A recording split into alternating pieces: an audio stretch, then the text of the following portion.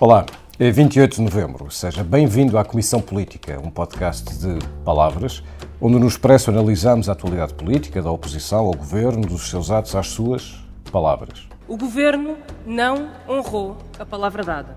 As palavras de Mariana Mortágua no Parlamento sobre a palavra de António Costa referem-se à cambalhota sobre as rendas de energia, onde os 180 graus para trás do governo foram 180 graus a favor de empresas como a EDP.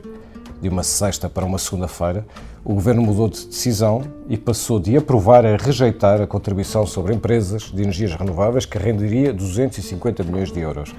O governo cedeu ao lobby da EDP, mudou de opinião como quem muda de camisa, ou não sabe já que camisa vestir, se aquela com que anuncia do pé para a mão uma mudança do Infarmed para o Porto, em que já está a recuar, se aquela em que alinha com a esquerda no orçamento, ou se aquela em que desafia a direita para acordos futuros, sabendo-se que nesses futuros estão PSDs diferentes, consoante o novo líder seja Rui Rio ou Pedro Santana Lopes. São estes os temas de que vamos falar hoje. O caso Infarmed, o ambíguo posicionamento político do governo face à esquerda e à direita e as eleições do PSD. Convosco estão a Ângela Silva, jornalista de política do Expresso que acompanha a Presidência da República. Olá. O Adriano Nobre, jornalista que acompanha o governo. Olá. E o Filipe Santos Costa, que comigo faz a dupla residente deste podcast. Viva! Eu sou o Pedro Santos Guerreiro e este episódio é gravado a meio de uma legislatura. Não é uma mera data no calendário, mas uma mudança no ciclo político. Palavra que sim.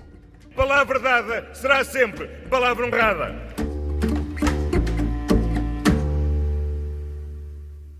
Como escreveu Shakespeare, palavras, palavras, palavras. Ou talvez, atos, atos, atos. Adriano, o que é que de uma segunda para uma, aliás, de uma sexta para uma segunda-feira aconteceu? A tese que o PS e que o Governo vão agora alimentar é de que a votação de sexta-feira, a votação quando havia concordância com a proposta do Bloco, era uma votação condicionada, depois terá havido uma reflexão, eventualmente motivada por inputs de fora de quem seria prejudicado por esta medida, digo eu, e depois avocaram a votação para segunda-feira para emendar aquilo que consideraram provavelmente o que seria um erro para o Estado, porque poderia provocar danos reputacionais na litigância que se adivinhava que viria aí com as grandes empresas. E Carlos César invoca o caso espanhol, em que houve litigâncias similares quando se tentou mexer nas rendas e o Estado espanhol perdeu. Ou seja, terá sido isto que o António Costa... Adriano, e tu acreditas nisso? Não sei, não sei. Eu tendo a querer acreditar nas versões oficiais que nos são dadas sobre as coisas, mas claramente a ideia que dá, e tenho de me pôr um pouco do lado do Bloco de Esquerda, é que há uma cedência a todos os capítulos a empresas como a EDP, e que essa cedência, o mais estranho disto tudo é que essa cedência terá sido decidida por António Costa, porque aparentemente já havia acordo dos ministérios quando há a votação na sexta-feira. Bom, mas esses problemas reputacionais, mesmo que sejam pacificados perante a litigância, vamos admitir essa ingenuidade, não são propriamente proveitos reputacionais junto do Bloco de Esquerda que tinha feito esta proposta. Sim, isso agora será o problema seguinte, que é como é que isto vai ser gerido, não é? Porque eu, recordando, nós ouvimos já aqui o ON de parte do discurso contundente ontem de Mariana Mortágua, mas há mais coisas que são lá ditas. Eu tirei as palavras, deslealdade, o Governo falhou, o erro de hoje é inédito. Para mim o mais importante é este, que é queremos registá-lo. Portanto, fica registado na caixa negra desta maioria parlamentar o que se passou ontem. O Governo não honrou a palavra dada, de novo Mariana Mortágua, e o episódio fica na história deste orçamento. Ou seja, isto obviamente vai ter que ter consequências. A relação entre o Bloco, a relação com que partem para as negociações vai obviamente ser diferente. Porque a verdade é que o Bloco tinha dado uma coisa como garantida. Tudo aquilo que o Bloco e o PCP têm cantado como vitória quando há negociações com o Governo, de facto, depois se concretizam. Este é um primeiro momento de ruptura nesse sucesso negocial que tem havido à esquerda. E esse impacto, não sei como Eu escolho outra palavra como principal, que é a palavra lealdade. Aliás, Pedro Tadeu, no Diário Notícias, escreve que é uma traição, que o Governo traiu Eu creio que isso é dito, isso só não é dito, ou seja, ontem claramente o Bloco de Esquerda chama, com todas as palavras menos essa, diz que o Governo mentiu, que António Costa mentiu. Portanto, diz uma coisa na sexta-feira e na segunda-feira diz outra. A mudança já tinha acontecido com o PCP, agora acontece com o Bloco de Esquerda. Aliás, em entrevista ao Expresso, neste sábado, Jerónimo de Sousa dizia isto. Mantendo-se a relação de forças atual nas próximas eleições para a Assembleia da República, obviamente, muita coisa acontecerá, entretanto, mas eu continuo a considerar que não é preciso posição conjunta, são precisas políticas que o futuro executivo afirme, neste caso concreto é o PS, que portanto, prossegue esta linha de avanços, de progresso, de justiça social. Adriano, isto é o fim da geringonça, ou pelo menos o fim da geringonça tal como a conhecíamos?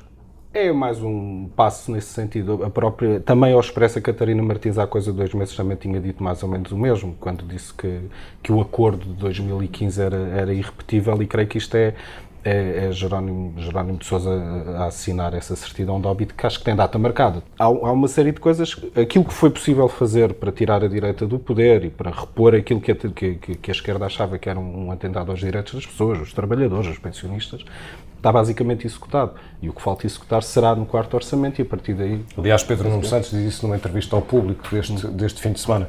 E não se sabe bem se é causa, se é consequência, ou as duas coisas, mas o Governo, de repente, mostra-se muito mais disponível para negociar à direita. Aliás, numa entrevista a Mariana Mortágua, mas não no Parlamento, como ouvíamos há pouco, mas numa entrevista ao público, dizia isto.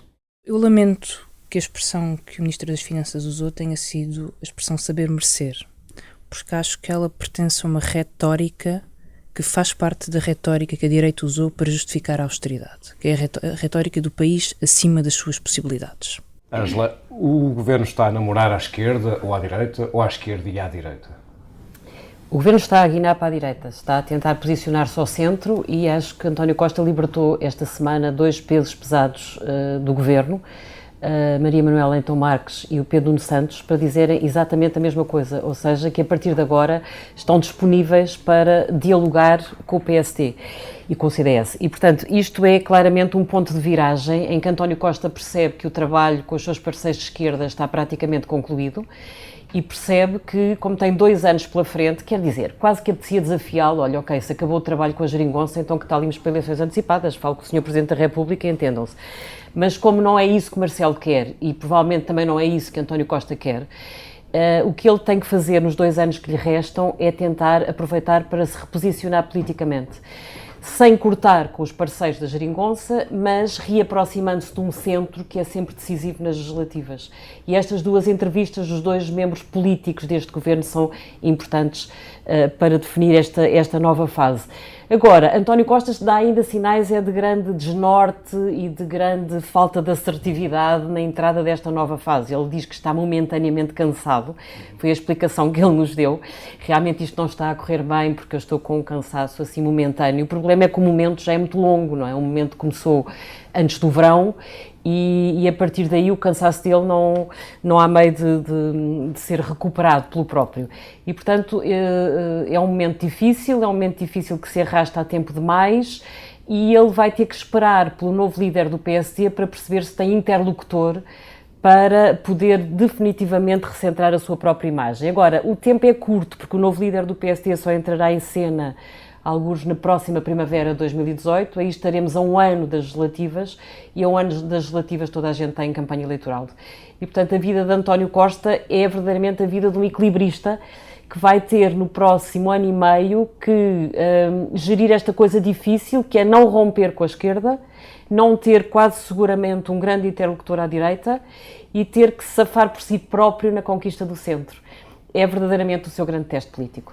Filipe, mas talvez seja por este equilibrismo, ou esta busca de equilíbrio, mas Pedro Nuno Santos, que deu esta entrevista ao público, onde abria espaço para uma aproximação ou negociação com a direita, depois, 2 dias depois, no Parlamento, no debate que encerrou a aprovação do Orçamento de Estado, pelo contrário, atirou-se à direita. Isto é uma ambiguidade, ou é precisamente manter os campos em aberto? Não, é a demonstração de que estamos perante uma manobra tática, nada mais do que isso.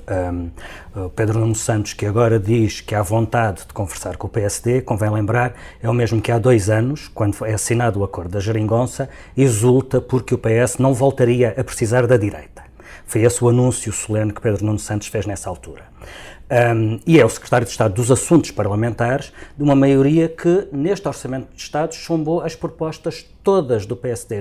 Não deixou passar uma para a amostra, nem sequer uma proposta para isentar do pagamento de IMI as casas que arderam nos fogos deste verão.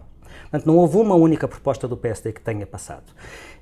E depois, no encerramento do debate, a frase de Pedro Nuno Santos, o mesmo que diz que quer falar com o PSD, diz: nós não faremos as reformas que a direita gostaria que nós fizéssemos, e explica porquê. Porque o PS pura e simplesmente não concorda com elas. Não se vê aqui, de facto, uma vontade enorme de conversar, apenas a vontade de declarar que há disponibilidade para conversar. E isso tem a ver com a necessidade tática de reposicionamento do PS depois de 2 anos amarrado à esquerda. O PS sabe que as coisas à esquerda vão apertar, porque o programa comum já está esgotado, esgotou-se neste orçamento de 2018, e, portanto, o PS percebe que as coisas à esquerda mudaram e que, por muito que o Governo continue a ceder, nunca cederá tanto quanto serão as exigências do PCP e do Bloco. Isso significa uma coisa, que por muito que o PS ainda consiga amealhar votos à esquerda com a sua governação, a maioria absoluta, que é aquilo que estará em causa em 2019, faz, como dizia a Ângela, ao centro. E a melhor forma de se posicionar ao centro é posicionar-se, como Carlos César explicou na entrevista desta terça-feira na SIC, como o partido que dialoga para um lado e para o outro. E faz parte dessa manobra tática o estender de mão ao PSD, ao mesmo tempo que o PS deixa claro que não está disponível para fazer nenhuma das reformas que o PSD acha importantes. Mas só não estou tão certa quanto tu, Filipe, se o momento verdadeiramente tático de António Costa, se é agora ou se foi no pós-legislativas quando avançou para a geringonça. Não sei se o momento mais genuíno dele não é quando tenta reposicionar-se ao centro, que no fundo é a casa onde ele sempre foi feliz. Portanto, talvez o grande taticismo tenha sido o acordo com as esquerdas e talvez este momento de libertação da geringonça seja um momento em que ele se calhar está a ser menos tático e talvez com uma tentativa de ser mais estratégico. Não sei, nem sei. Porque a cedência dele às ao setor da energia é uma decisão dele e talvez seja bastante mais compatível com aquilo que é a sua verdadeira cartilha do que aquilo que ele faria se estivesse obrigado pelos parceiros da esquerda. Eu não tenho estudos para conseguir perceber em que momento é que António Costa foi tático ou genuíno. Mas temos a memória do que ele foi sempre? Não, mas é precisamente aí que eu quero chegar. Eu sei o que é que António Costa é. É um sobrevivente. E fará aquilo que for necessário em cada momento para sobreviver. Há 2 anos foi necessário fazer um acordo à esquerda, neste momento é necessário reposicionar-se ao centro. E é interessante aquilo que se passou na votação da questão da energia. Essa votação acentuou uma tendência a que temos assistido, que é a tendência do discurso da direita contaminar toda a retórica política. Eu explico de que é que estou a falar. Este incidente no orçamento pôs o Bloco de Esquerda a dizer o mesmo que a direita tem dito, que é António Costa não é de confiança porque não cumpre a palavra dada. E pôs o Bloco de Esquerda a dizer do PS o mesmo que dizia do governo da direita, que é um governo que cede aos lobbies. E é curioso como a resposta de Carlos César... É por isso que é esse o posicionamento de António Costa. António Costa é um homem do sistema, Filipe, não é um homem da oposição. Das oposições ao sistema. Eu continuo a achar que mais do que qualquer outra coisa ele é um sobrevivente. Mas o meu ponto, deixa-me só acabar o meu ponto, que é a resposta, a explicação que Carlos César vem dar e que o Adriano já sintetizou na entrevista à SIC Notícias, de que é preciso uma análise mais cuidada, é preciso acautelar os impactos reputacionais e os impactos jurídicos. Por amor de Deus, isto parece o Pedro Passos Coelho a falar. Ou seja, mais uma vez, temos uma contaminação do discurso da direita na retórica política. E talvez isto se faça por uma razão, é que na hora de decidir e na hora de governar, a governação faz-se ao centro. E aquilo é que estamos a ver, e, aliás, Carlos César diz uma coisa deliciosa na entrevista à SIC Notícias, que é, eu concordo em tese que essas rendas são excessivas, ou seja, fez escola à teoria do em abstrato. Ele em abstrato concorda, no concreto faz o contrário e governa ao centro, não à esquerda. O discurso, eu ontem estava a ouvir o discurso do Pedro Passos Coelho, em que ele diz isso, em que ele faz essa alusão ao facto do António Costa ir buscar chavões que o anterior governo, e o discurso do Passos Coelho não sendo mau, que não o é, eu foi com a clara sensação que já ninguém consegue ouvir o Passos Coelho. Outra pessoa a dizer aquilo teria uma eficácia muito maior do que o Passos Coelho continuar a dizer. Conseguimos ouvir Costa, Filipe? Deixa-me só dizer uma coisa, é que ver Passos Coelho na televisão parece de repente que estamos a ver televisão a preto e branco, é mesmo uma sensação estranha. Esta tese de que o discurso da direita está a contaminar a retórica política Quando ouvimos António Costa a dizer que não há dinheiro para tudo, não é possível dar tudo a todos, é preciso ser cauteloso para não deitar a perder aquilo que se conseguiu, tudo isto cheira a passos. Eu tive este fim de semana a acompanhar Pedro Santana Lopes para uma reportagem que vai sair na próxima edição do Expresso, e Pedro Santana Lopes, em alguns dos discursos que fez na campanha interna para o PSD, brincava com isto, dizendo que António Costa foi ao livrinho de citações de Pedro Passos Coelho para ver o que é que ele dizia sobre estes assuntos. E de facto há aqui uma colagem muito grande a esta... De repente, parece que o discurso de Passos Coelho se tornou mainstream, e eu percebo que Mariana Mortágua vem alertar contra isso quando ela diz que Mário Centeno usou uma retórica de direita perigosa e moralista. É precisamente disto que eles estão a falar. O mainstream político, de facto, está a ser bastante dominado por aquilo que era o discurso do governo de direita nos últimos anos. É uma bela expressão, cartilha de citações de Passos, e é curioso que tenhas falado em Santana, porque aquilo que agora vamos falar, o Infarmed, parece mais próximo daquilo que nós comentávamos em 2004, 2005, sobre o governo de Santana, porque agora o que se ouve é isto. O Sr. Ministro aí disse que percebia de certa forma que isto era uma notícia surpresa, e que, portanto, não era uma decisão, era uma intenção. Palavras de Maria do Céu Machado, presidente do Infarmed, em entrevista ao público. Ângela, como é que vemos? Isto é uma atrapalhada? Isto é um golpe terrível. Ou é descentralização? Essa parte, sim, parece-me que é um golpe terrível na credibilidade do Primeiro-Ministro, porque a entrevista de Maria do Céu Machado, por incrível que pareça, cola com a declaração de ontem de Mariana Mortágua no Parlamento. Uma e outra, o que veio mostrar é que o Primeiro-Ministro mentiu. E, portanto, ambas apontam o dedo a eventuais falhas de caráter de António Costa, porque Maria do Céu Machado vem contar que, ao contrário do que o Primeiro-Ministro disse, a candidatura do Porto à agência de medicamento não implicava qualquer reposicionamento do Infarmed. E António Costa tinha dito o contrário. Ela é taxativa, a dizer não, todos os papéis que eu vi, todos os documentos oficiais, em nenhum momento se fala da transferência do Infarmed para o Porto, e portanto ela está a desmentir claramente o Primeiro-Ministro. Está a dizer o senhor mentiu. E também diz isso quando conta um telefonema, a hora que teve um telefonema com o Ministro da Saúde, em que no fundo foi quase na véspera disto ser tornado público, em que o Ministro da Saúde lhe diz: olha, recebi um telefonema do senhor Primeiro-Ministro e ele quer mudar o Infarmed para o Porto. Portanto, a ideia de que isto já estava a ser discutido há muito tempo, ou que estava decidido há muito tempo, ou que fazia parte, não sei o quê, também é desmentida. E isto cola com o desmentido de Mariana Mortágua, de que não houvesse um acordo para que a questão do imposto às energias fosse para a frente. E isto é terrível, porque a coisa que mais fere um político é quando se apontam falhas de caráter, e mentir está neste caldo de cultura das falhas de caráter. Eu lembro quando se começou a falar disto relativamente a José Sócrates, isso foi fatal. Bom, aqui as comparações não podem ser à letra, como é óbvio, mas acho que isto feriu, foi um dia duro para o Primeiro-Ministro. Quanto ao resto, claro que foi uma atrapalhada, não se percebe porque é que António Costa tirou este coelho da cartola. Se foi só para agradar a Rui Moreira, mas pelos vistos nem isso conseguiu, portanto agora só vai para lá uma parte do Infarmed. Eu acho que acaba por não ir parte nenhuma. Aliás, há uma coisa que falta perceber o desfecho, é que o Presidente da República disse que não comentava isto, que isto era uma decisão administrativa do Governo e ele não tinha nada a ver com ela, mas entretanto percebeu-se que se houvesse uma mudança do Infarmed para o Porto, teria que haver um decreto, e um decreto-lei teria que ir a Belém. Eu acho que António Costa já percebeu que o decreto não passa em Belém, e portanto o mais certo é que tudo isto acabe por cair por terra. E então é mesmo um incidente que não compensa em nenhuma frente, portanto, politicamente é mesmo uma asneira. E é sobretudo aquilo que no ténis chamam um erro não forçado. Não havia necessidade para isto. A primeira coisa que gostava de dizer sobre isto é que chamar a isto de descentralização é dar mau nome à descentralização. E é mesmo um mau serviço prestado à descentralização. Acho que há algum consenso de que o país precisa de um maior equilíbrio entre o centro e as periferias. No caso de Portugal, dá-se o caso de que o centro não é só Lisboa. Portugal tem dois centros, Lisboa e Porto. E está organizado em torno desses dois polos. Descentralização é muito mais do que transferir serviços de Lisboa para o Porto. A descentralização não é de certeza decidir casuisticamente uma mudança de local sem preparação, sem lógica e sob pena de destruir uma instituição que funciona.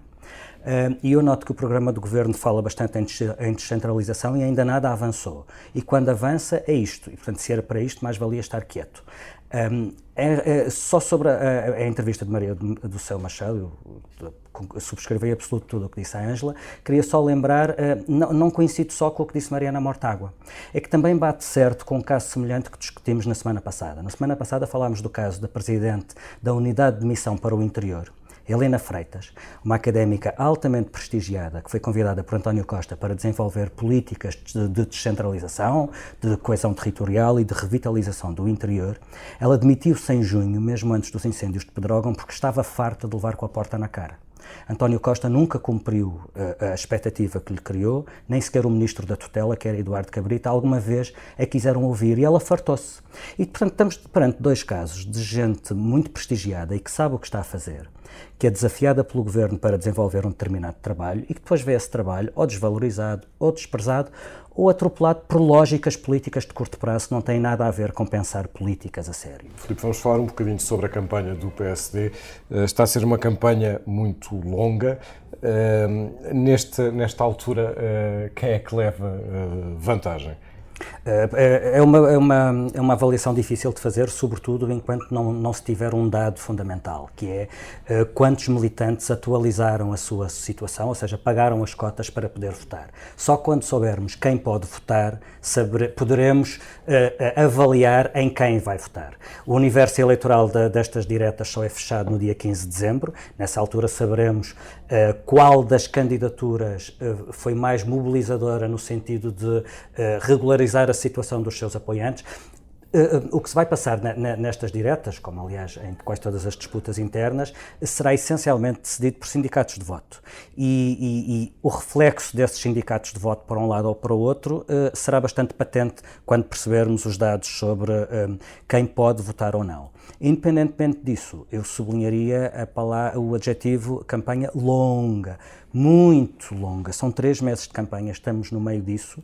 Parece-me evidente que nem dentro do PSD nem fora há grande entusiasmo com o que se está a passar. Pode haver muitas explicações para isso. Estes 2 anos de oposição com Pedro Passos Coelho deixaram o PSD exangue. Foram 2 anos muito duros para o PSD, depois de 4 anos que já tinham sido duros no governo, mas que apesar de tudo deram uma vitória eleitoral. Estes 2 anos de Pedro Passos Coelho na oposição foram 2 anos perdidos e, por outro lado, não cheira a poder no PSD e, portanto, o cheiro a poder é sempre um bom estímulo. Não cheira a poder, apesar das atrapalhadas no governo, não há expectativa de que o PSD não há neste momento a expectativa de que o PSD esteja em condições de ganhar as eleições. E depois há os 2 candidatos. Há cansaço perante um candidato que já lá esteve, que já foi primeiro-ministro e que cheira um regresso ao passado. E também não me parece haver entusiasmo com um candidato que, sendo candidato pela primeira vez, estava a preparar, era falado como candidato há 10 anos, está no terreno há pelo menos 1 ano e não parece conseguir mobilizar a sua gente com grande entusiasmo também. E se António Costa pudesse votar nestas diretas, Ângela votaria em quem? Não sei, ele disse numa entrevista ao Expresso que o seu verdadeiro adversário era Rui Rio, mas na altura ele tinha como verdadeiro adversário Pedro Passos Coelho, portanto essa era só para disfarçar. Não sei, eu acho que ele talvez tenha mais facilidade em desmontar Pedro Santana Lopes do que Rui Rio, pelo facto de Pedro Santana Lopes, apesar de tudo, ser uma carta já um pouco mais gasta. E talvez para Costa fosse mais fácil, para Costa e para o PS, para a máquina de propaganda do PS, talvez fosse mais fácil desmontar as fragilidades de Pedro Santana Lopes do que as do Rui Rio. Agora, para a sociedade portuguesa isto é um tédio, porque eu acho que não me lembro de nenhuma campanha interna de um partido tão chata quanto esta. É como se não se estivesse a passar nada. É uma pena não haver primárias em vez de diretas, porque aí pelo menos o universo alargava, havia a possibilidade dos simpatizantes entrarem na conversa. Eu acho que nenhum deles disse nada ao país até agora. E isso é dramático, porque realmente a única coisa que está em jogo é movimentar sindicatos de votos. É pobre demais para ser verdade e significa que nenhum deles tem nível para ser verdadeiramente um candidato a primeiro-ministro com hipóteses sérias de defrontar António Costa nas próximas legislativas, e isso é pena. Portanto, acho que é uma campanha muito pobre. O tema de debate é vamos debater ou não, quer lá saber se eles vão debater ou não. Queria que eles falassem ao país em debate ou sem ser em debate, cada um deles tem as plataformas abertas, diga o que pensa de cada um dos temas, desde o Infarmed aos impostos sobre as energéticas, não os ouvi sobre nada, acho isto paupérrimo. Era importante que eles conseguissem fazer várias linhas de demarcação. Era importante que o próximo líder do PSD se demarque do atual primeiro-ministro. Há casos em que estão a fazê-lo, mas curiosamente, quando o fazem, não se demarcam um do outro, ou seja, há muitos casos em que os dois candidatos não dizem nada de diferente. Rio diz o mesmo que Santana e vice-versa. E há também diferenças de estilo, não é? Há sobretudo diferenças de estilo, era aí que eu ia chegar. Há também algumas dificuldades de demarcação ou de continuidade em relação a Pedro Passos Coelho. Portanto, há aqui um triângulo de Rio e Santana serem capazes de se demarcarem um do outro, de se demarcarem do primeiro-ministro em funções e de se demarcarem, ou não, é a opção deles, do anterior líder do PSD, que deixou o partido neste estado. É a cartilha de Passos Coelho, como dizíamos há bocado, é aquela que está em vigor, portanto tudo isto é um bocado esquizofrénico. E portanto, não só não estamos a conseguir perceber grande diferença de pensamento, eu não quero que eles tenham diferenças ideológicas, eles estão os dois no mesmo partido, gostava pelo menos que tivessem diferenças programáticas e de prioridades, nem sequer isso. Agora, com isto, tentar adivinhar hoje quem será o melhor candidato contra António Costa daqui a 2 anos, talvez seja um bocadinho precipitado. Por uma razão é que ninguém sabe em que circunstância é que António Costa vai disputar as eleições daqui a 2 anos. Imagina que o ponto fraco de António Costa daqui a 2 anos são as contas. Imagina que se confirmam as derrapagens, os avisos todos da Europa, que a situação económica por alguma razão vira. Bom, aí talvez o rigor do Rio possa ser uma mais-valia. Mas supõe que não é esse o ponto fraco de António Costa, mas uma outra coisa que temos visto que é a falta de empatia com o eleitorado, a dificuldade de comunicar com o eleitorado. Talvez a empatia que Pedro Passos, que Santana Lopes parece conseguir, seja um bom contraponto. Nós não sabemos em que circunstâncias... Está monopolizado por Marcelo Rebelo. Mas Marcelo não vai a votos contra António Costa, atenção. Marcelo não vai a votos contra António Costa e sobre António Costa ser capaz de desmontar melhor Santana Lopes. Eu percebo do que estás a falar, lembramos-nos todos das trapalhadas de Santana Lopes. Bom, pelo caminho que levamos, vamos nos lembrar ainda mais das trapalhadas de António Costa. Veremos em que condições chega às legislativas. E assim chegamos ao último momento deste episódio. Filipe, o que é que não te sai da cabeça? Olha, eu adorava que fosse uma coisa divertida, mas não é. Não me sai da cabeça a morte do Pedro Rolo Duarte, na semana passada. Ele tinha 53 anos. Eu comecei por ser um leitor do Pedro, os textos dele foram uma das razões porque eu fiquei um leitor muito fiel do Independente. Ele só tinha mais 8 anos do que eu, o que faz muita diferença quando se é aluno de liceu e ele já é uma estrela do jornalismo a escrever lindamente como ele escrevia. Nós, entretanto, tornámos-nos amigos, mas, sobretudo, o Pedro fez coisas absolutamente marcantes na imprensa. Ele esteve no Independente, ele esteve no SET, ele esteve na Capa, ele fundou o DNA. Para além disso, ele fez rádio e televisão, mas ele foi sempre um homem dos jornais. E é aqui que eu queria chegar. É que, nos últimos anos, o Pedro esteve fora das redações e dos jornais. Nos últimos tempos, ele tinha apenas uma crónica no Sapo e um programa na Antena 1.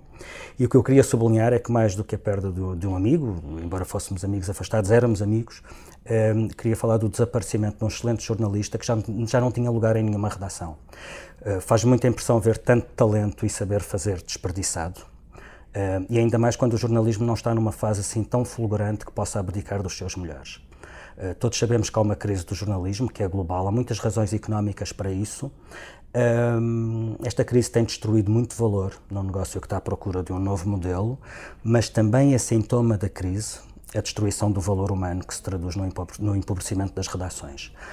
E foi isso que a morte do Pedro, para além da perda pessoal, me fez... É isso que não me sai da cabeça, esse empobrecimento das redações. O Pedro, o desaparecimento do Pedro foi um choque para muitos de nós, enfim, e com certeza todos que aqui estamos a gravar este episódio, cada um provavelmente de nós tem uma parte da história do Pedro Rolo Duarte que é mais importante para si próprio. Eu cheguei a estar com o Pedro na Antena 1, no seu programa com o João Goberno, ou na RTP com a Joana Stiquiri Vilela, mas entre todo este vastíssimo legado que o Filipe citou, a minha marca, o meu Pedro é o Pedro do DNA, de que eu era leitor absolutamente dedicado e ávido, um produto editorial com uma enorme personalidade e que marcou a imprensa portuguesa, não apenas naquela altura, mas pelo que ela deixou. Não é muito fácil mudarmos agora de registro para continuarmos o que não nos sai da cabeça, mas vamos adiante. A mim o que não me sai da cabeça é a sessão de esclarecimento do Governo a 50 pessoas cujas perguntas não os fizeram propriamente caminhar sobre brasas, mas fizeram passar alguns pelas brasas. O Observador fez um vídeo muito divertido sobre os tiques dos ministros, onde mostrava que 3 ministros adormeceram, um deles, Eduardo Cabrita, adormeceu 4 vezes durante a sessão, mas pronto, pelo menos foi útil para 50 pessoas que pelo menos ganharam 200 euros cada uma pela deslocação à política dos focos brutos. Em vouchers, sim. Atenção, chapou à concorrência. Essa peça do Observador, esse vídeo do Observador é extraordinário. É muito bem feito. Adriano, tu andas por lá, pelo que não te sai da cabeça. Lá, eu confesso que não me choca a questão de pagar a pessoas se é para fazer um trabalho profissional. Tenho algumas dúvidas sobre isso, mas não vou alimentar a histeria do contrataram figurantes, porque as pessoas foram lá para participar numa coisa, num Focus Group. Vão ter contratado figurantes para estarem atrás do Primeiro-Ministro no lugar dos ministros. Não, eu vou mais pelo resultado prático, ou seja, já sabemos que aquilo é uma encenação para as televisões, depois aparece um minuto com a declaração, com o soundbite que estava preparado pelo Ministro correto ou pelo Primeiro-Ministro. A mim incomoda mais, porque isto é a segunda vez que isto acontece. O ano passado já houve um evento deste género aqui em Lisboa. E isto é feito, supostamente, lá está, são contratadas agências que escolhem as pessoas e é feito por investigadores e por aí fora para haver uma avaliação ao Governo. E o que é que sucede? O relatório do ano passado, dessa avaliação, só foi notícia ontem, passado precisamente um ano, e uma pessoa vai ler o relatório e não percebe para que é que serve isto, porque isto não faz avaliação nenhuma. Isto diz que perguntas é que foram feitas, quem é que respondeu, quais foram os temas que preocuparam os cidadãos, e é isto. E eu, no fundo, ou seja, andamos aqui todos à volta desta... Estás a sugerir que o Focus Group não serve para nada, a não ser para tudo? Se serve, não chega a quem quer saber o que é que lá foi feito, não é? Porque se é só para fazer algumas perguntas e fazer um número de televisão, aí sim incomoda-me. Agora, se isto for feito com critérios profissionais e com algum objetivo concreto, pronto, não me choca. Ângela, o que é que não te sai da cabeça? Olha, a mim ficou-me na cabeça uma frase do Secretário de Estado dos Assuntos Parlamentares, ontem no fecho do debate do Orçamento de Estado, em que Pedro Nuno Santos disse: não estamos aqui a dar nada a ninguém. Eu, como profissional do setor privado, confirmo que, de facto, não me lembro de ter recebido nada e nem sequer recebi a garantia nem a tranquilidade de sentir que o país deu passos consistentes para que o norte da Europa deixe de olhar para nós como o país dos copos.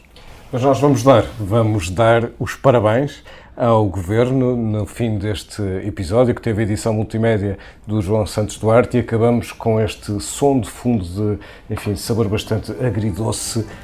Nós damos os parabéns a este Governo. Parabéns para você nesta data querida. Está fazendo ano que nos separamos e até hoje eu nem sei por que brigamos. Só sei que esse amor me traz tanta saudade. Querida, eu já fiz tudo para esquecer aquele dia, pois nunca mais eu consegui ter alegria que me trouxesse um pouco de felicidade.